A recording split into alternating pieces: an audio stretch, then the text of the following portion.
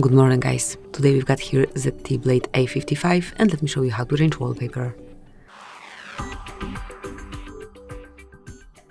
At first open the settings, then find and select Dim and Personalization, mark Wallpaper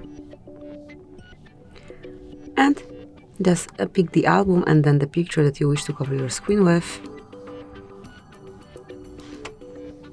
Maybe not this one, you can preview each picture to see how it looks on both home and lock screen.